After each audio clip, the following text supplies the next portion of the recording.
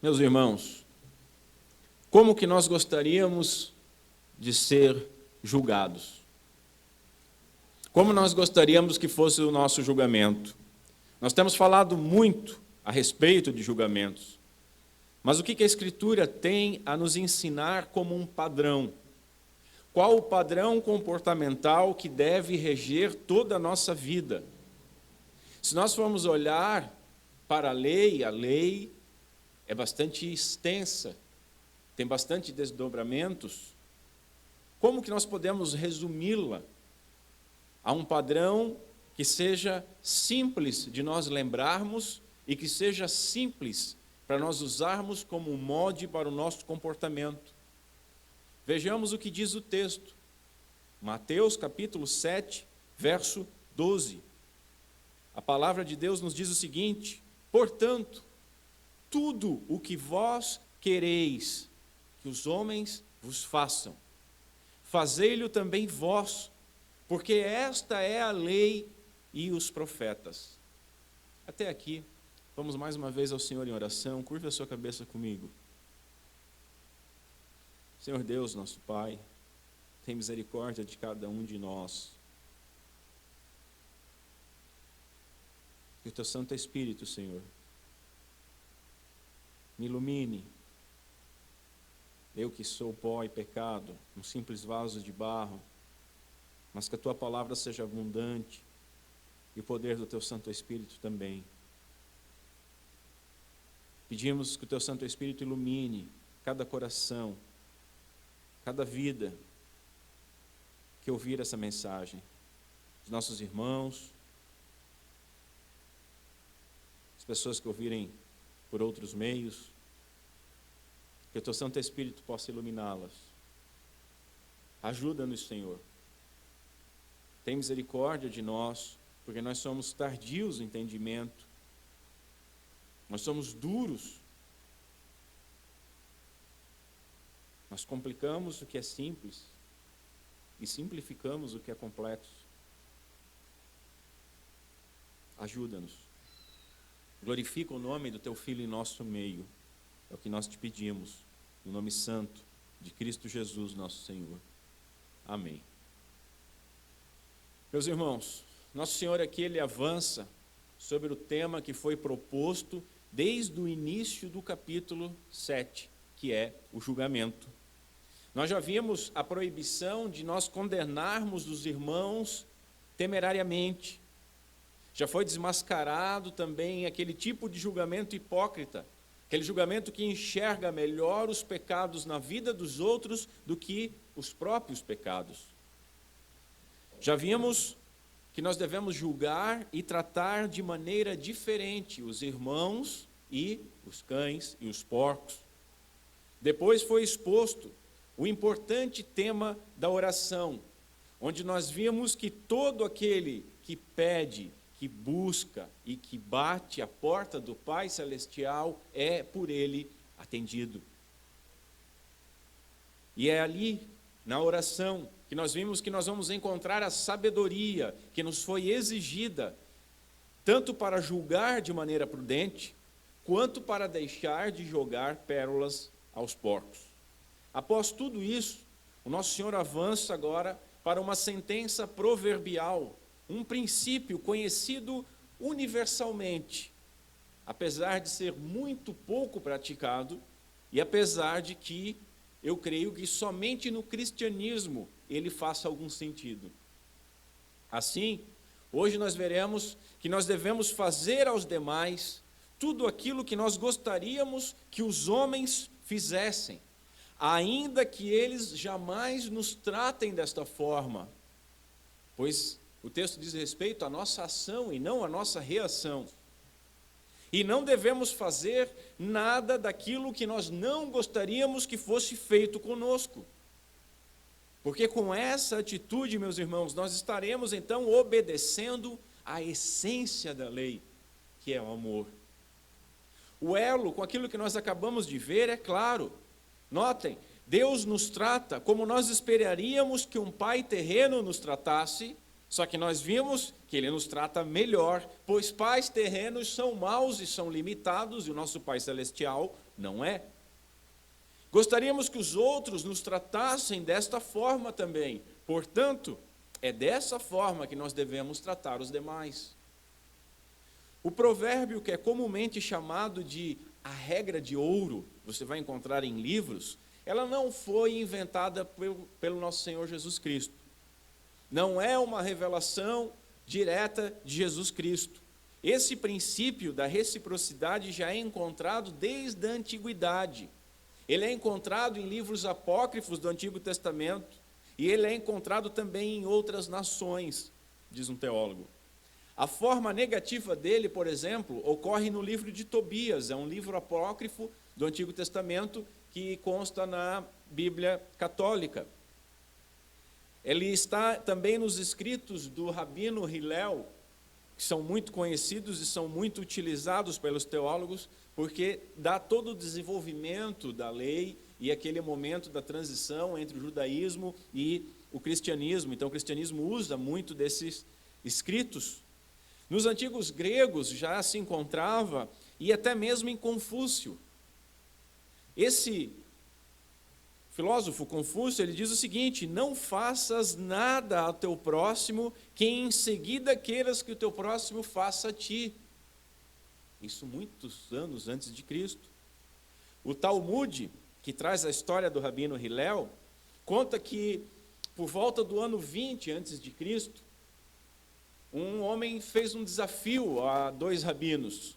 Ele disse o seguinte: eu vou ficar num pé só, e eu gostaria que enquanto eu estivesse num pé só, você resumisse toda a lei.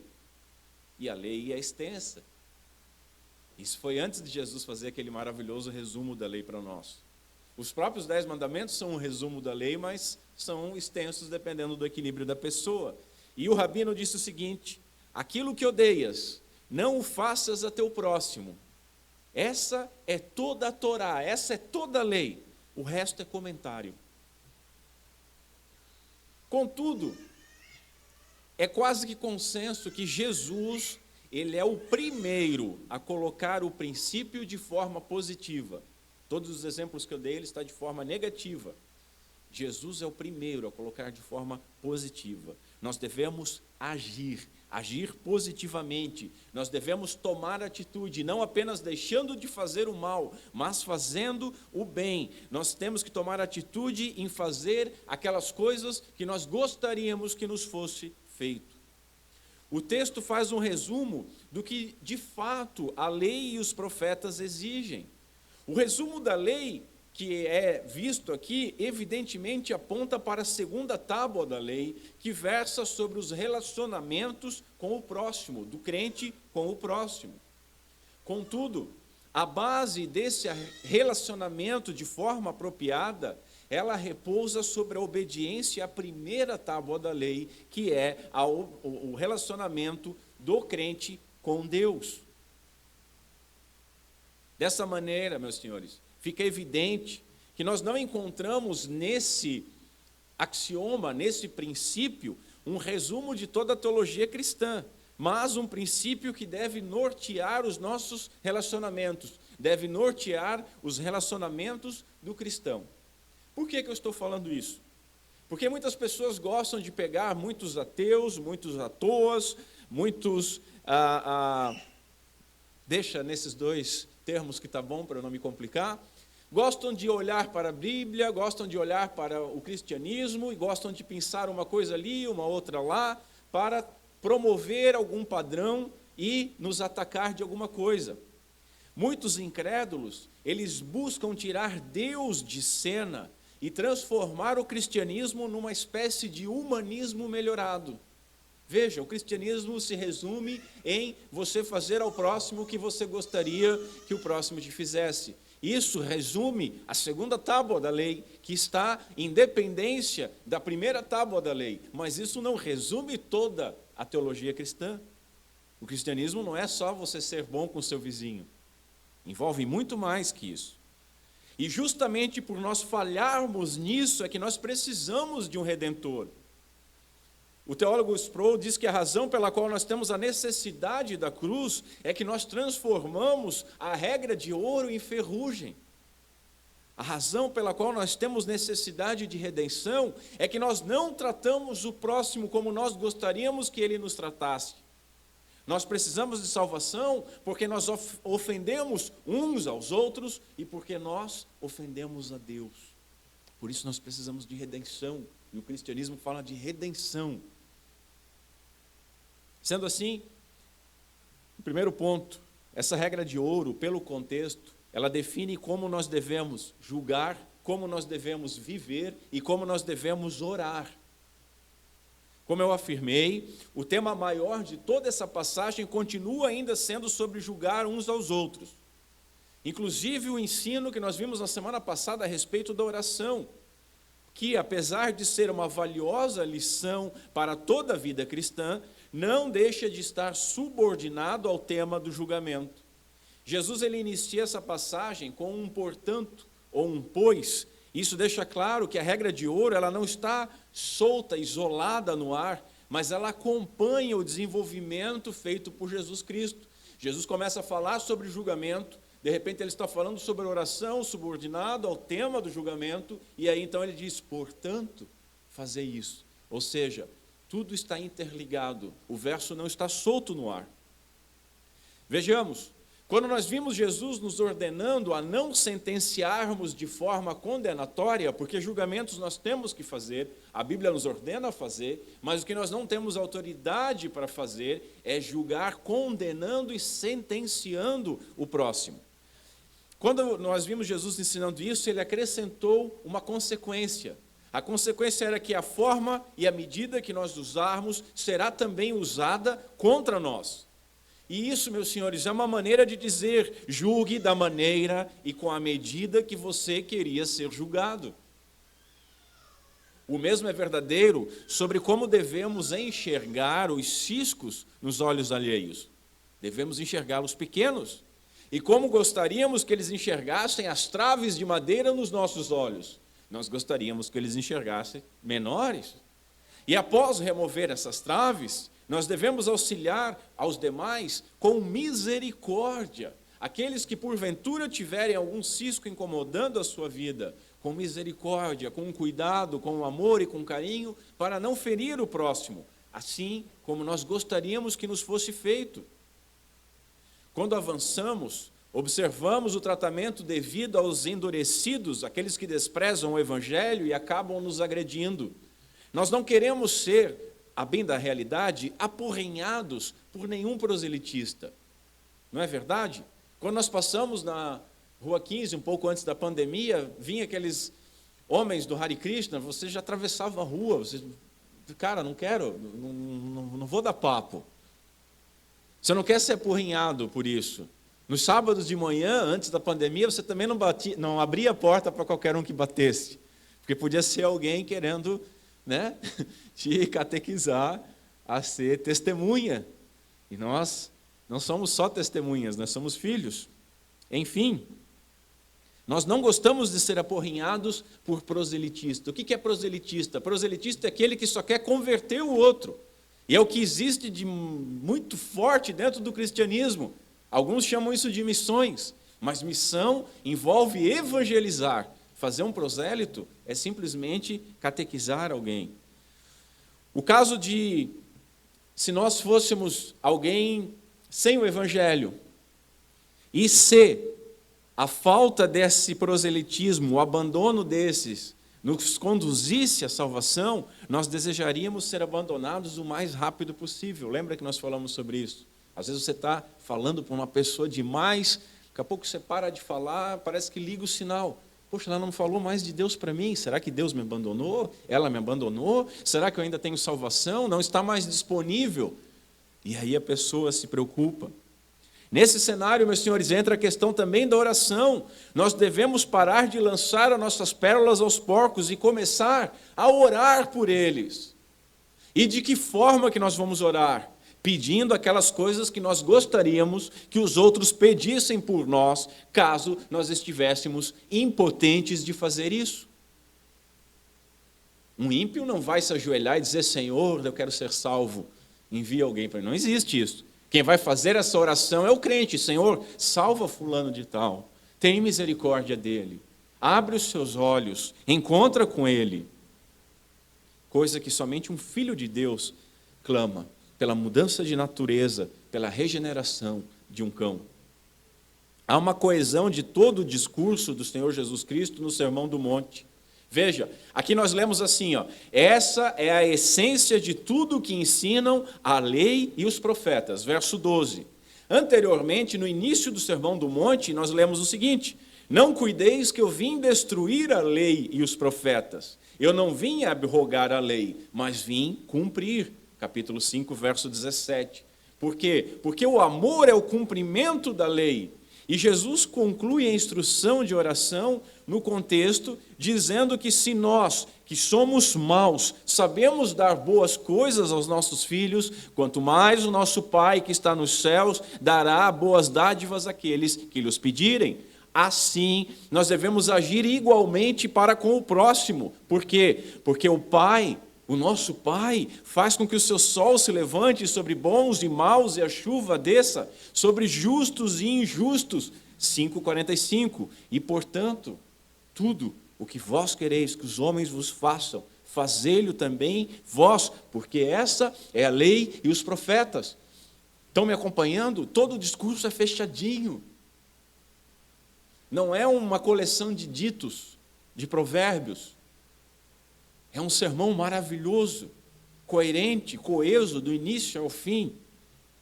Com certeza, o maior e melhor sermão já pregado no mundo. E nós devemos já nos perguntar, como nós temos julgado nossos irmãos? Como temos orado pelos nossos irmãos? Da forma que nós gostaríamos que eles nos fizessem? Continuando, aprendemos aqui que da mesma forma que o nosso Pai Celeste nos dá coisas boas, devemos imitá-lo, tratando o próximo também com bondade.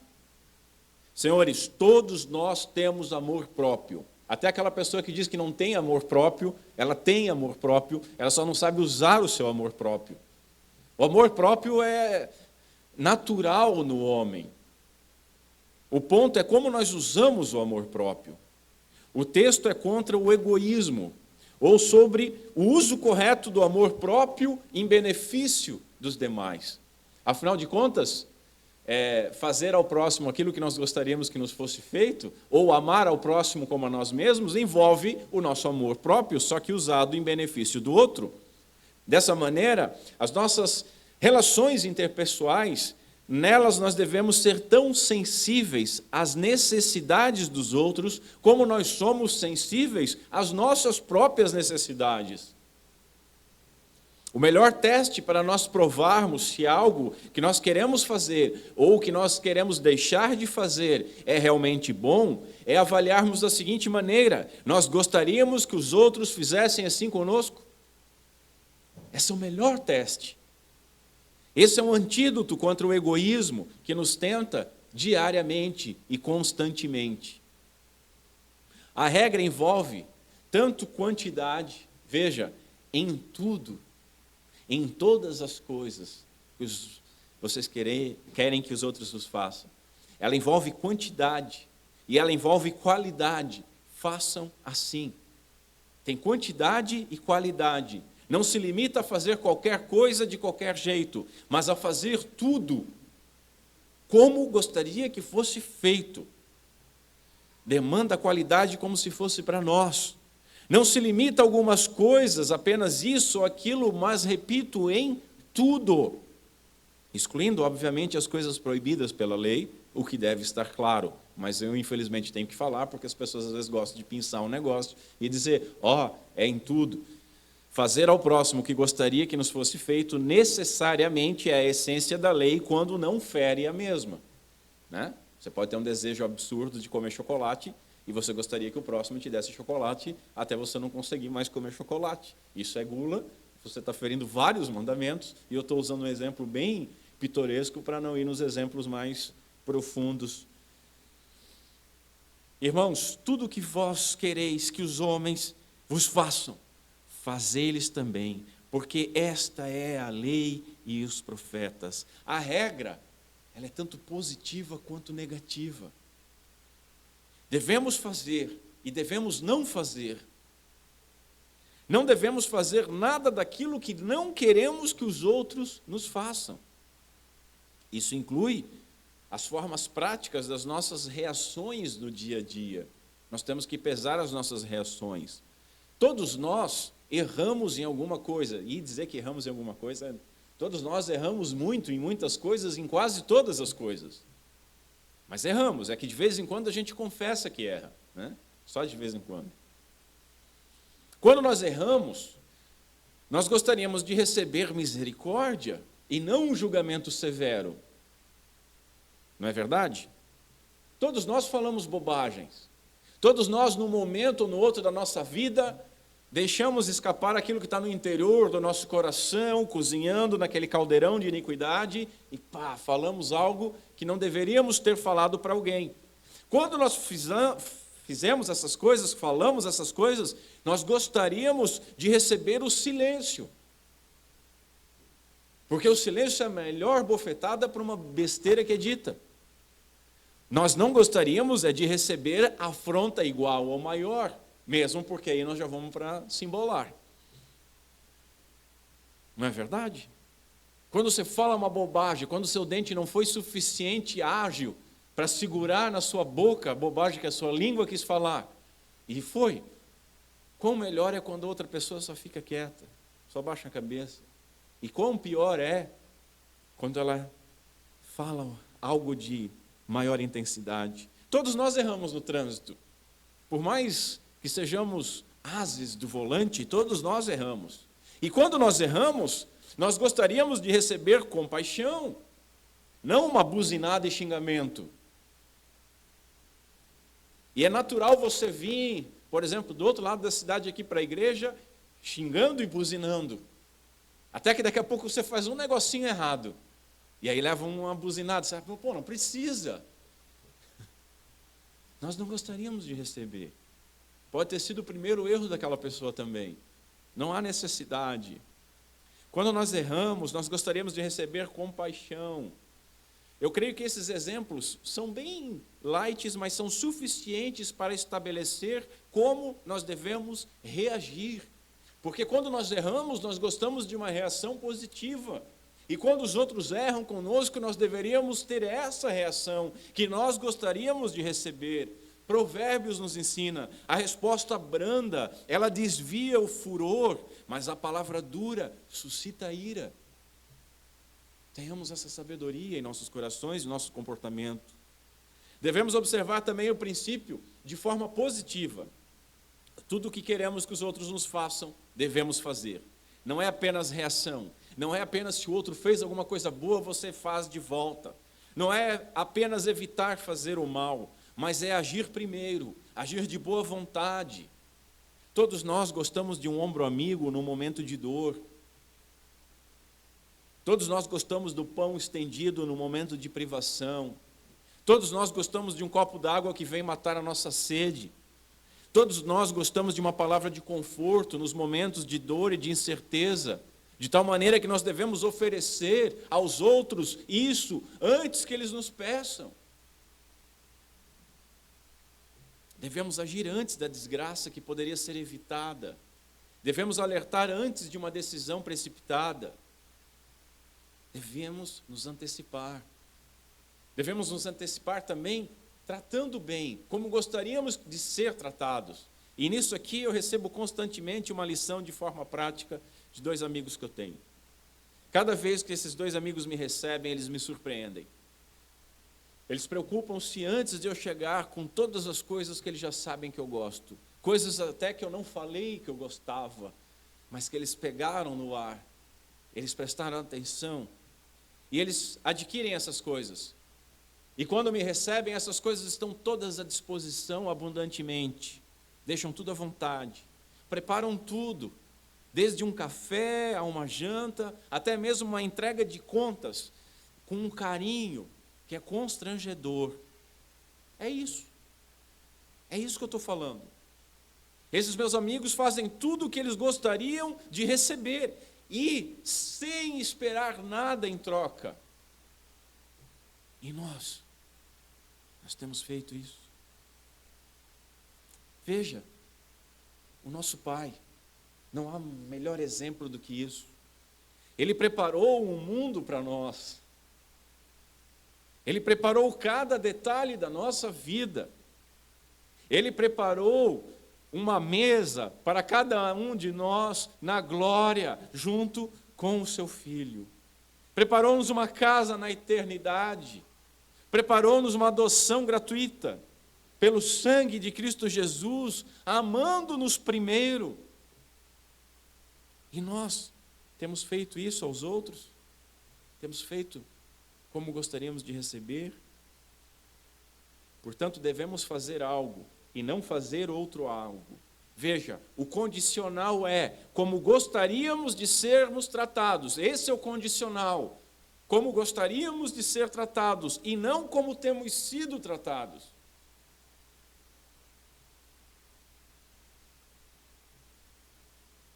O verdadeiro cristianismo, ele é vivido pelo bem-aventurado diante de Deus, tratando as demais pessoas não da maneira que elas nos tratam. Não retribuindo o mal por mal, mas retribuindo o mal por bem. O cristianismo, ele vai muito além da caricatura do santarrão que evita pecar. A prática cristã são boas obras feitas diante dos homens para que esses homens glorifiquem ao nosso Pai que está nos céus. Paulo, evocando Provérbios 25, ele escreveu assim: se o teu inimigo, está lá em Provérbios também, notem, não é o teu amigo, não é o teu conhecido, não é o cara que fez alguma coisa boa por você, é o teu inimigo. Se o teu inimigo tiver fome, dá-lhe de comer.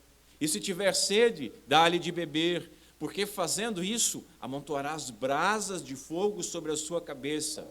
Não te deixes vencer do mal, mas vence o mal com o bem. Romanos 12. Não devemos retribuir aos outros o mal que eles nos fizeram, ou que poderiam nos fazer se isso estivesse no seu poder. Nós não devemos fazer aquilo que pensamos que tenha sido feito contra nós. Alerta o puritano Matthew Henry. A essas coisas, quando são feitas contra nós, resta-nos a oração e o perdão, assim como nós perdoamos aos nossos devedores, que foi ensinado no Pai Nosso. Da mesma forma que nós encontramos cães e porcos quando nós vamos anunciar as coisas santas, nós vamos encontrar também quando nós fizermos as coisas que nós gostaríamos que eles nos fizessem. É certo isso. Nós vamos encontrar. E muitos não nos farão igual, muito pelo contrário, alguns resistirão e outros se aproveitarão de nós. Todos nós talvez tenhamos, espero, a experiência de tentar ajudar alguém e essa pessoa não querer e ser grossa contigo. E todos nós, infelizmente, já devemos ter tido a experiência de ajudar alguém e essa pessoa se abusar. Você vai dar a mão, o cara quer o braço. Nós somos enviados, meus irmãos, como ovelhas para o meio de lobos. Nós não podemos esquecer jamais deste fato. A oposição de cães e porcos é o preço que nós pagamos. Afinal de contas, nós somos o sal que queima uma ferida aberta e nós somos a luz que mostra a sujeira na vida das pessoas. Nós encontraremos pelo caminho da nossa vida cães atropelados. Nós vamos olhar até com alguma simpatia para eles, mas eles vão rosnar para nós, vão tentar nos morder, alguns vão nos morder. Mesmo assim, nós devemos ajudá-los. Eu lembro de uma vez, usando um exemplo pessoal, que eu encontrei um gato atropelado. Eu não tinha recurso algum, eu estava indo para o trabalho, era bem perto de casa. Para variar, eu estava bem apertado financeiramente, nem celular tinha.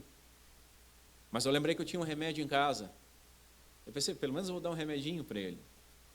Aí eu fui, subi, peguei o remédio, fui lá e coloquei. Tive a brilhante ideia de colocar na boca de um gato atropelado e assustado numa calçada. Obviamente que eu levei uma mordida, o dente do gato atravessou a minha unha e rasgou a ponta do dedo. Fui para o trabalho sangrando um monte. Não peguei raiva, pelo menos nunca fiquei com mais raiva do que eu já tive. Na hora que o gato me mordeu, eu disse, tem que morrer mesmo? Eu fui para o trabalho. É isso.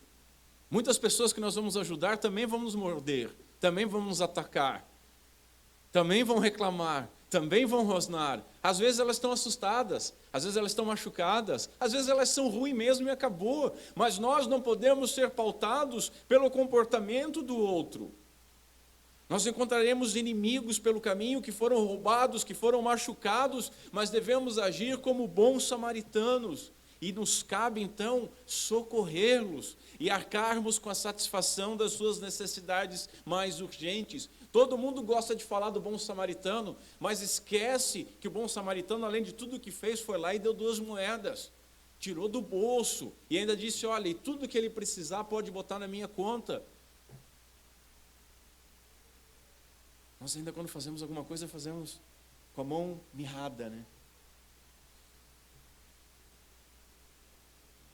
Nós fazemos o que fazemos, ou devemos fazer essas coisas, porque nós devemos fazer essas coisas como se fosse ao Senhor e não a homens.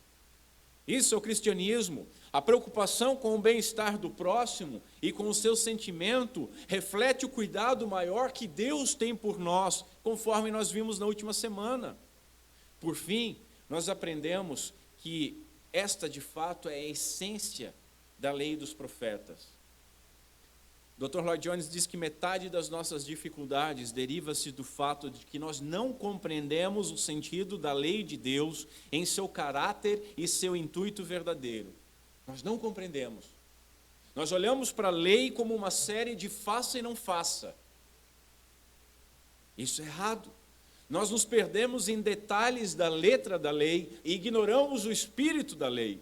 A lei de Deus não é apenas um conjunto de regras severas e abstratas, mas é um reflexo do esplendor, da santidade e do amor de Deus, nosso Pai. Se nós formos prestar atenção, a lei ela é bastante prática e bastante simples. Ela trata do nosso relacionamento com Deus e do nosso relacionamento com as suas criaturas.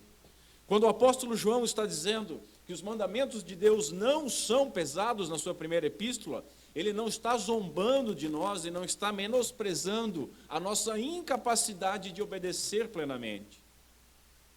O espírito do homem renascido, do bem-aventurado, ele tem fome e sede de justiça, ele tem fome e sede de obedecer a lei, mas o resquício da nossa natureza carnal corrompida, que deve ser combatido em um processo que somente será encerrado na glória, aquilo que sobrou do homem natural guerreia contra a lei de Deus. E essa é a nossa batalha espiritual diária, essa é a nossa dificuldade, e essa é a necessidade que nós temos de mortificação da carne, pelo exercício de obediência à lei, naquilo que o Espírito Santo nos auxilia, e nós comumente chamamos de santificação.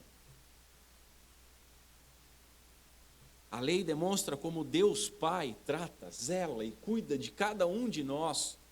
Nós vemos nela uma condenação do ódio, uma condenação do racismo e do assédio, muito antes dessas coisas virarem moda. Ah, mas a igreja no passado apoiou porque estava errada. O cristianismo é a religião de Deus salvando os homens, não é a religião dos homens. Homens erram, Deus continua sendo bom. O religioso crê que basta não assassinar ou não adulterar fisicamente que ele tem cumprido a lei. Mas nós temos visto que a lei é espiritual, a lei sonda o coração. O simples desejo de possuir a mulher alheia é adultério. O desejo de possuir a casa, o carro, os filhos, a vida alheia é cobiça. Ah, se eu tivesse essa vida, você está cobiçando, você está pecando. E o ódio no coração contra o outro já é assassinato. Irmãos, nós vimos que até mesmo em oração nós pecamos e quebramos a lei enquanto nós estamos falando com o Senhor. Quando nós dizemos em nosso coração, oh Senhor, obrigado, porque eu não sou como os outros homens, e não sou como fulano, e como ciclano, pecador. Quando nós oramos assim, nós estamos julgando, nós estamos sentenciando, estamos condenando essas pessoas, e estamos pecando. E saímos dessa oração pior do que nós entramos. Qual então a beleza da lei? E qual a essência da lei demonstrado pelo fazer e deixar de fazer por amor de Deus e ao próximo? Ora, ninguém quer que os outros desejem a sua esposa, os seus filhos, a sua vida, o seu carro, a sua casa, o seu emprego. Ninguém quer inveja. Ninguém quer ou deseja que os outros lhe roubem, que os outros mintam, que os outros matem. Ninguém deseja que os outros lhe julguem, lhe condenem, pensem mal a seu respeito, lhe caluniem. Portanto, e essa é a beleza da lei, façam aos outros o que vocês querem que eles façam a vocês, pois é isso que querem dizer a lei de Moisés e os ensinamentos dos profetas. Isso é amar o próximo como a nós mesmos. Isso é usar o nosso amor próprio de forma positiva para estender o amor que vem de Deus para nós ao próximo. Se os mandamentos da lei parecem apenas negativos, e nós já vimos que eles não são apenas negativos, é aqui que nós encontramos eles de forma positiva. Se lá nós lemos não matarás, aqui nós lemos ama o teu próximo. E faça pela vida dele o que você gostaria que ele fizesse pela sua. Se lá nós lemos não adulterarás, aqui nós lemos o seguinte: ama o casamento do teu próximo e faça pela vida do casal aquilo que você gostaria que eles fizessem pela sua vida.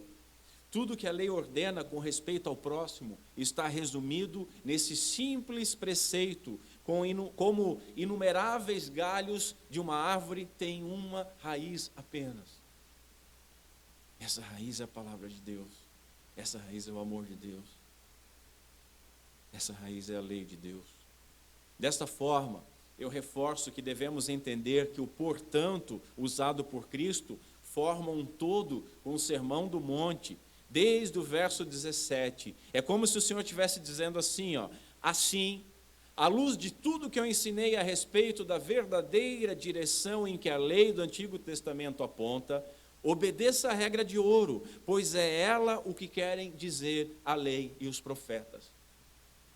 É como se ele estivesse resumindo assim. Nós podemos ainda acrescentar mais uma coisa antes de ir para o próximo ponto, e eu peço muita atenção e muito cuidado dos irmãos para não me entenderem mal. Como que nós gostaríamos de ser tratados caso nós fôssemos o criador de alguma coisa? Caso nós fôssemos o redentor e essa redenção custasse a nossa vida? Caso nós fôssemos o mantenedor? Caso nós fôssemos o pai eterno de alguém? Obviamente, nós não aprovaríamos o adultério com outros deuses, o que nós chamamos de idolatria. Não ficaríamos satisfeitos em sermos desenhados e imaginados de maneira limitada por uma figura, uma escultura que em nada pode representar a beleza e a santidade. Não gostaríamos que usassem o nosso nome de forma errada, muito menos que desprezassem aquele dia especial onde nós desejaríamos que as nossas criaturas descansassem dos seus problemas, repousando em comunhão à mesa, junto conosco e com os irmãos. Portanto, os irmãos sabem onde eu quero chegar? Portanto, não façamos a Deus aquilo que nós não gostaríamos que nos fizessem os homens. E aí eu paro por aqui. Porque só ventilar que nós deveríamos tratar a Deus como gostaríamos de ser tratados por Ele já é blasfemo. É blasfemo porque nós jamais teremos ideia até a glória de quão santo, amoroso, justo e sábio e são os graciosos desejos de Deus para cada um de nós. Nós não temos nem como imaginar. Então tem que parar o exemplo ali. E aqui novamente encontramos o elo de toda a passagem. Porque se pais maus sabem dar boas dádivas aos seus filhos, quanto mais não nos dará o nosso Pai Celeste. Porque o Pai nos trata assim, tratemos aos outros como Ele tem nos tratado, com amor, graça e misericórdia. Desta forma, meus senhores, a regra de ouro, ela deve iniciar necessariamente em Deus. O primeiro grande mandamento é amar a Deus de todo o coração, alma, força e entendimento. O amor que precisamos para amar ao próximo vem daí, vem de Deus Pai, pela obra de Deus Filho, por meio do poder de Deus Espírito Santo. Sem amar a Deus sobre todas as coisas, nós jamais amaremos ao próximo, ou a nós, ou qualquer outra coisa, sem que seja um amor destrutivo, corrompido e egoísta. Sem amar a Deus, é isso que resta. Para evitar confusão, é que nós devemos lembrar que só o crente obedece, e que só aquele que obedece é que é crente. Somente o crente movido pela ação do Espírito Santo é que pode obedecer à lei de Deus. E quando eu digo isso, eu não estou dizendo que o ímpio não possa fazer nada de bom, ele até faz, mas ele faz e faz por motivos errados, o que torna aquilo que ele faz de bom em pecado, ainda que seja bom para os outros, ainda que Deus se utilize disso. Sem a operação do Espírito Santo no coração e na vida dos filhos de Deus, é impossível uma obediência, mesmo em princípio, sobre a qual possa repousar a aprovação de Deus. Entenderam o que eu falei? Sem a operação do Espírito Santo, é impossível, mesmo em princípio, que essa obediência de qualquer pessoa possa repousar a aprovação de Deus. Deus não aprova o comportamento do ímpio, ainda que seja bom. Infelizmente, nem todo aquele que se diz cristão, de fato, o é. E a desobediência desse resumo da lei comprova essa triste afirmação. Se uma vez você quiser fazer algo para outra pessoa e não souber se é certo ou errado, então feche os teus olhos e pense que você é outro. Eu não sei o que fazer. Como será que eu faço? Feche os olhos. Pensa, se coloca no lugar do outro. O que você faria? Aqui podemos listar algumas formas que nós, como igreja, como nossa comunidade, demonstramos essa fraqueza do descumprimento da lei, essa triste afirmação que nós descumprimos. E está até ficando quente, os irmãos me perdoem.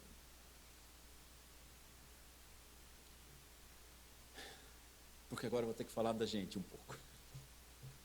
Quantas vezes, irmãos, nós estamos falando de amar ao próximo como a nós mesmos e fazer ao próximo aquilo que nós gostaríamos que ele nos fizesse. Quantas vezes em nossos almoços, na hora em que nós vamos nos servir, é um salve-se quem puder. Quantas vezes nós vemos pessoas que estão se servindo a primeira vez, disputando pau a pau com aqueles que estão repetindo pela terceira vez. Quantas vezes nós vimos aquele que quer repetir, olhando para aquele que não foi ainda, não, eu vou respeitar, mas puxa, que saco, ele não vai. Ele foi e acabou, puxa, que saco, não deu para mim repetir a terceira vez. Seria melhor que ele não tivesse comido?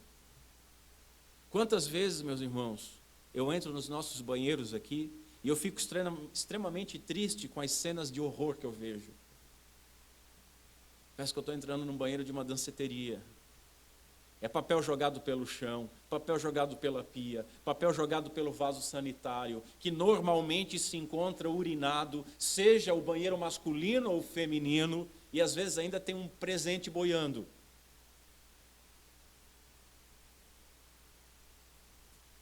Senhores, são irmãos e irmãs que usam esses banheiros. São irmãos e irmãs que limpam esse banheiro. Mas alguém pode dizer assim, mas isso aí deve ter sido uma criança, mas a responsabilidade é dos pais. O seu filho é pequeno, seu filho foi no banheiro, vá atrás. Veja, já disciplina ele. Que momento perfeito para disciplinar.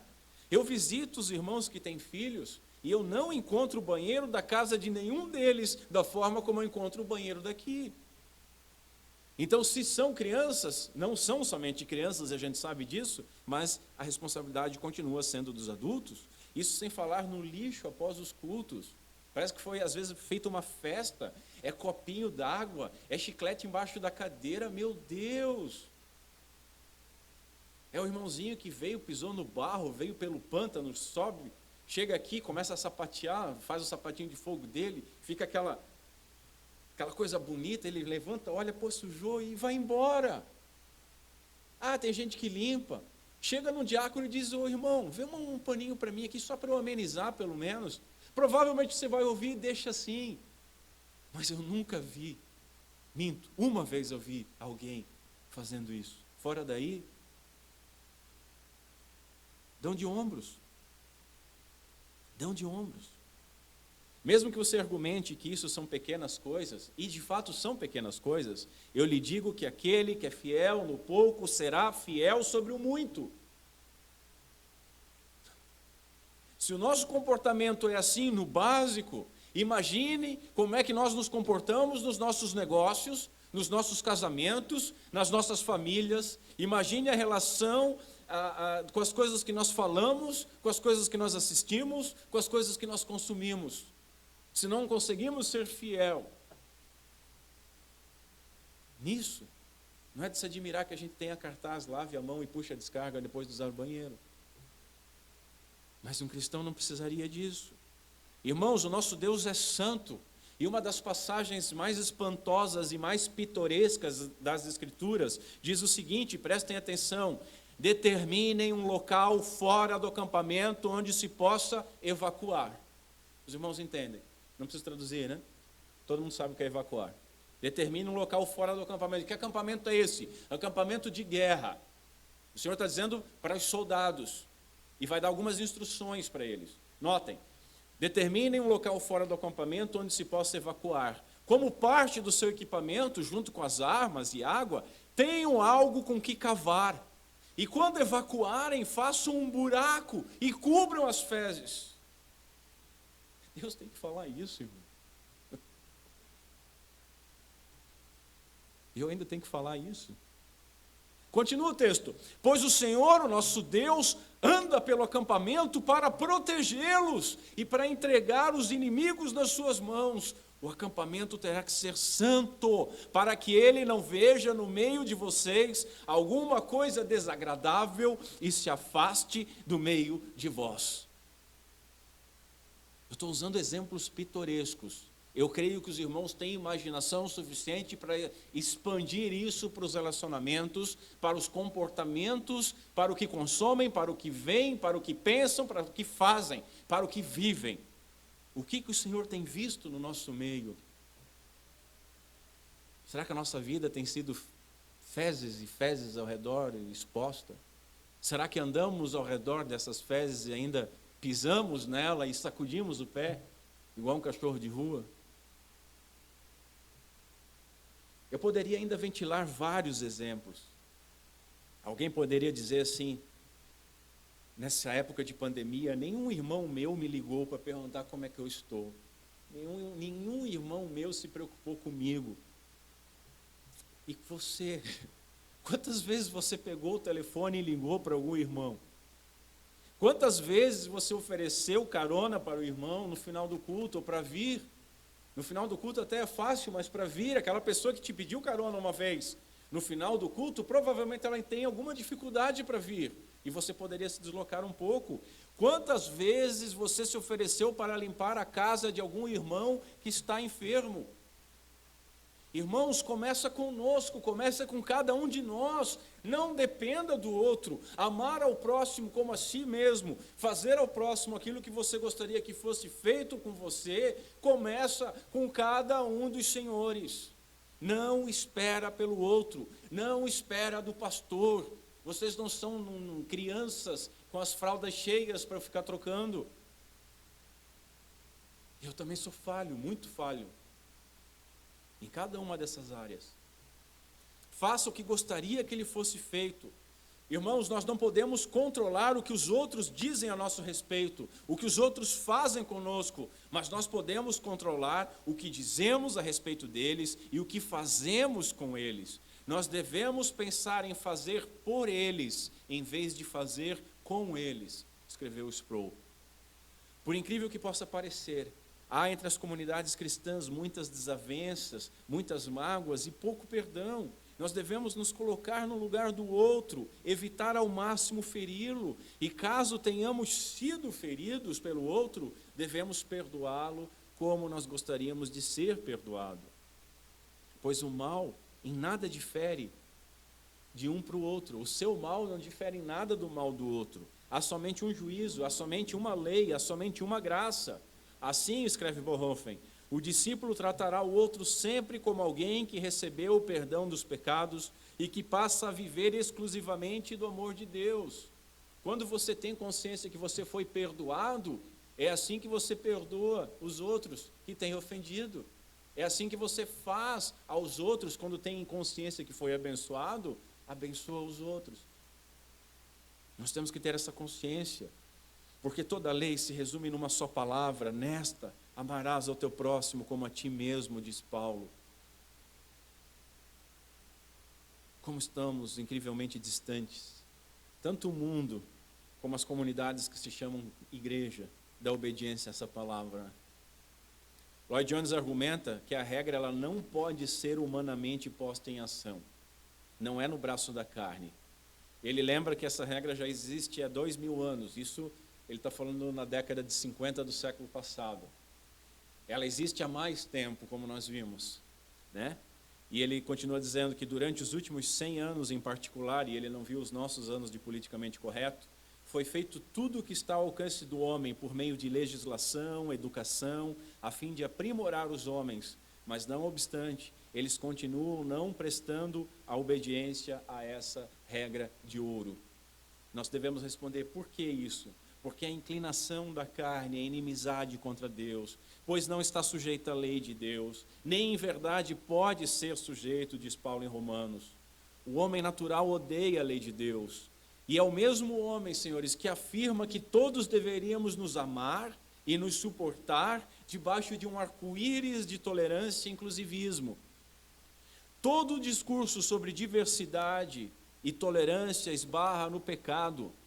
Regras e leis humanas nunca poderão atingir aquilo que somente a lei de Deus, nos corações renovados pelo Espírito de Deus, pode fazer.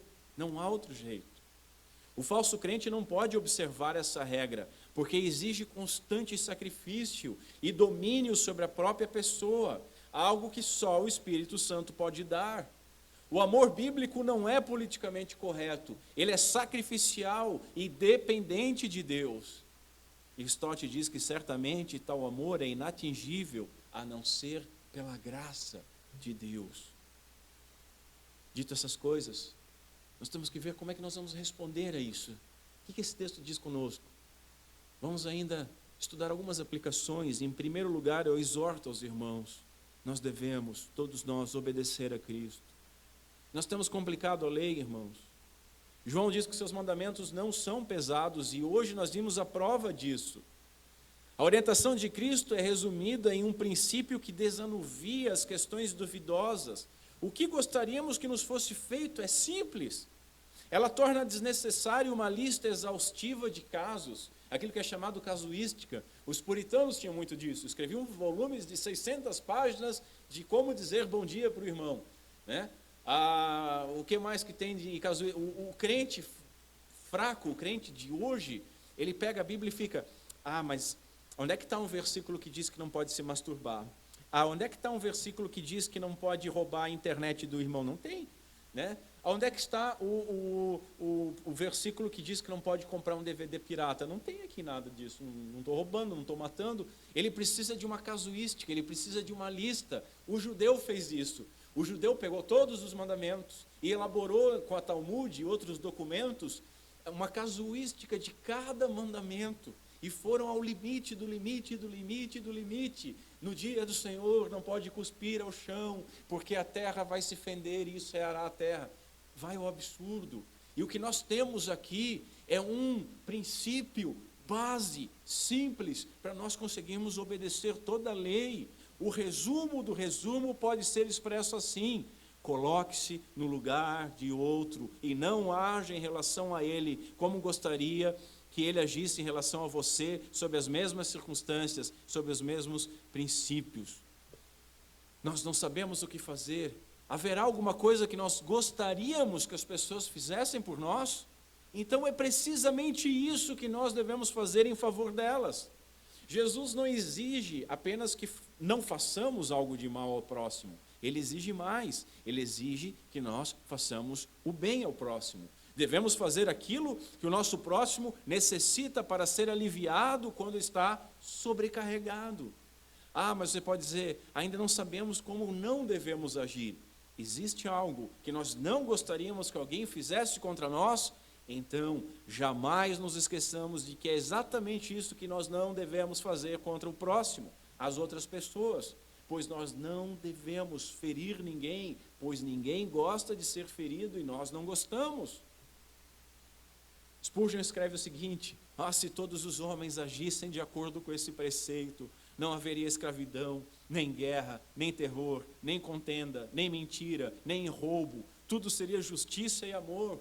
Podemos acrescentar: não haveria abuso, não haveria fraude, nem inveja, nem desejos impuros, não haveria ciúmes, nem orgulho, nem vingança. Contudo, nós vemos muito dessas coisas no seio da igreja.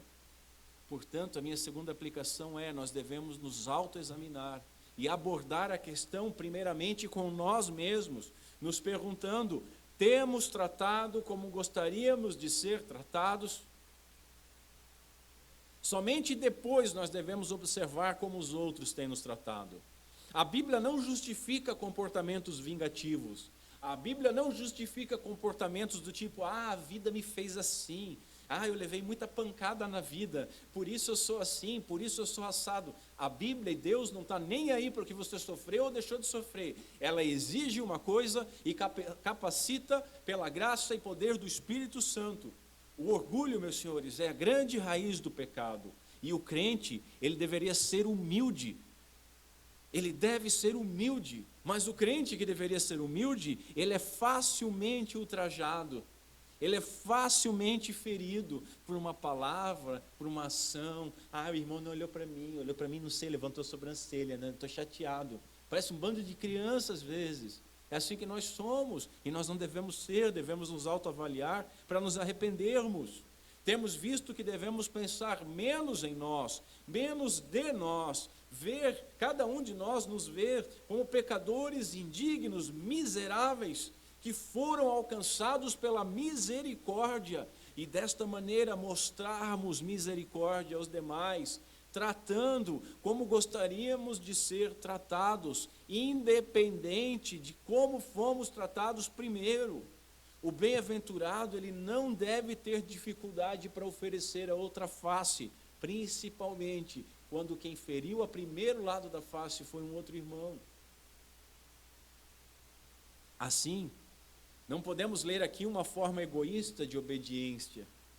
Aqui não está dizendo assim: portanto, tudo o que quereis que as outras pessoas façam por vós, assim também fazeis por elas, porque no fim disso terás recompensa. Não, o texto não fala disso. O texto não fala de recompensa nenhuma. Jesus não promete recompensa nenhuma. Jesus dá uma ordem, o que deve fazer sentido para aqueles que primeiro receberam, não uma recompensa, mas o dom da graça de Deus, através de Cristo Jesus, por meio do Espírito Santo. E o que temos feito? Como que alguém descreveria as nossas atitudes? Como Deus descreveria o nosso comportamento? Como gostaríamos de ser tratados naquilo que temos tratado com os outros? Um pai da igreja disse o seguinte: aquele que pensa que deve fazer ao outro o que espera dele receber, certamente pondera de modo a retribuir males com o bem e os bens com o melhor.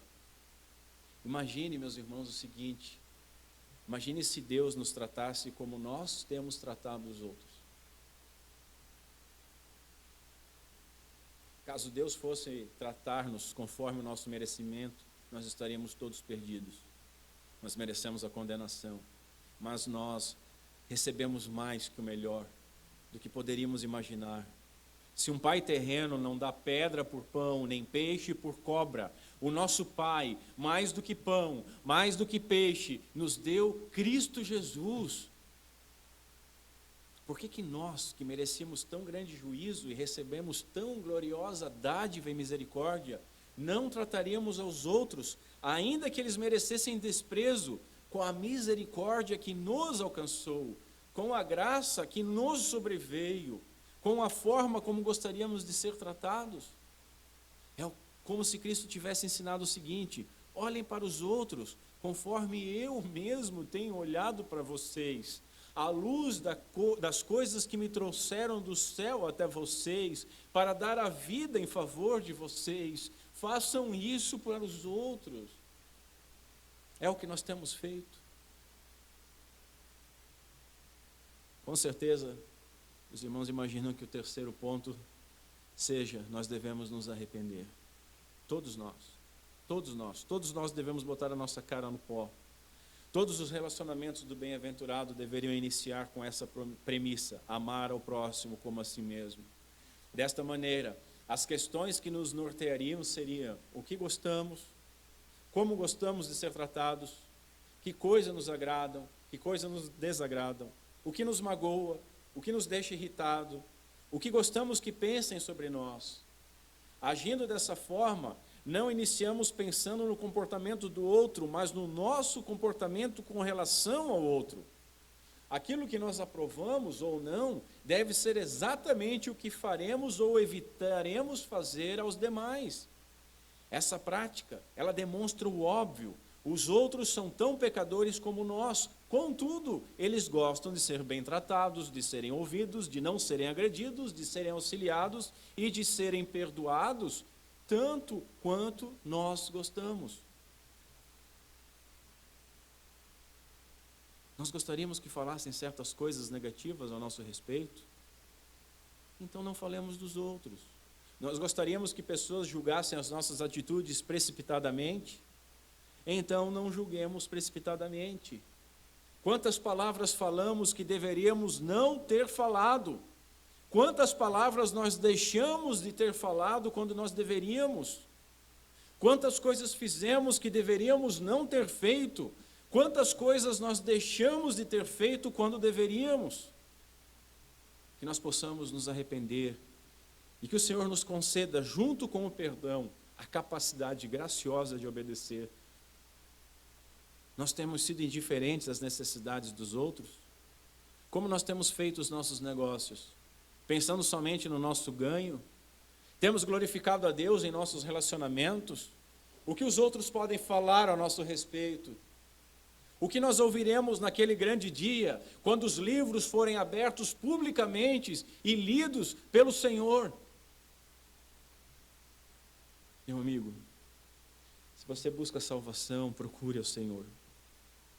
Naquele dia não serão julgados apenas como os crentes te trataram.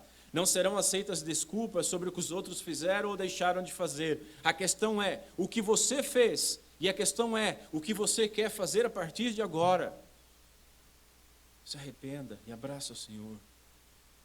Você crente que tem buscado ser amável com os outros, mas não tem conseguido, ore, peça, busque, bata.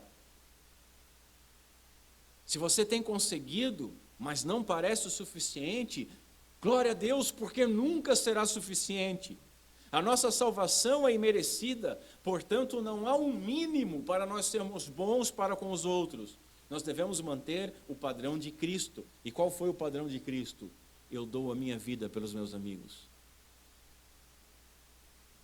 E por fim, essa palavra também nos traz consolo e esperança. Regozije-se, alegre-se com o padrão do céu. O céu é diferente do que nós conseguimos imaginar. O céu é diferente do que aquilo que nós vivemos. Anseie, aspire, e que todas as nossas afeições se voltem para a glória. Spurgeon faz uma pergunta retórica: que reino é esse que tem tal lei gloriosa, maravilhosa, santa, justa? Que reino é esse? Esse é o reino de Deus, ao qual nós fomos chamados e devemos aqui, hoje, na nossa vida, como peregrinos, como embaixadores, agir com tal bondade e elevação uns para com os outros. Devemos glorificar a Deus. Glorifique a Deus. Alguns imaginam um mundo melhor sem religião, mas é na verdadeira religião, quando crida e praticada, que nós vamos encontrar algum antegozo, um aperitivo do paraíso. Nós adoramos o Rei, de cuja boca e coração tal lei fluiu.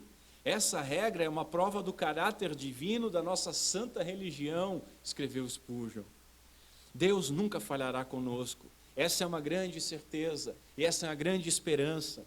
Quando nós falhamos com os outros, assim que nós nos conscientizarmos disso, devemos nos arrepender, devemos pedir perdão e devemos buscar compensando e tratando de maneira correta e vigiando para não repetir jamais aquela falha. Veja, nosso Deus é rico em perdoar. Quando os outros falham conosco, nós devemos perdoá-los, devemos tratá-los com compaixão, não devemos retribuir a afronta, o desprezo ou o possível mal que fizeram.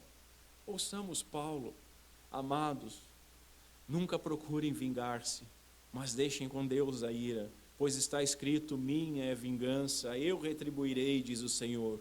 Pelo contrário, se teu inimigo tiver fome, dele de comer, se tiver sede, dele de beber. Fazendo isso, você amontoará brasas vivas sobre a cabeça dele. Não se deixem vencer pelo mal, mas vençam o mal com o bem. Romanos 12. Em outro lugar ele diz ainda: a ninguém devais coisa alguma, a não ser o amor com que vos ameis uns aos outros, porque quem ama aos outros cumpriu a lei. Com efeito, não adulterarás, não matarás, não furtarás, não darás falso testemunho, não cobiçarás, e se algum outro mandamento há, tudo nesta palavra se resume: amarás ao teu próximo como a ti mesmo. O amor não faz mal ao próximo, de sorte que o cumprimento da lei é o amor. Romanos 13. Que Deus Pai seja misericordioso conosco, por meio de Cristo Jesus. Vamos ficar em pé, curva a sua cabeça.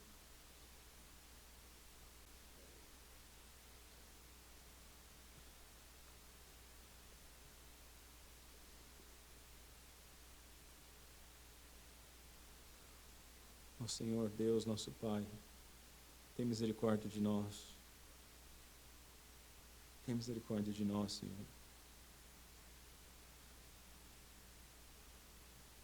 Através da Tua palavra fica claramente expresso a nossa desequilíbrio, a nossa falta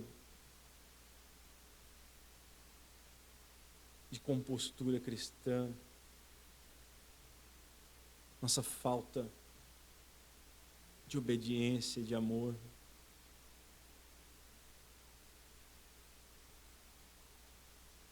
Mas nós sabemos que Tu és um Deus misericordioso, rico em perdoar.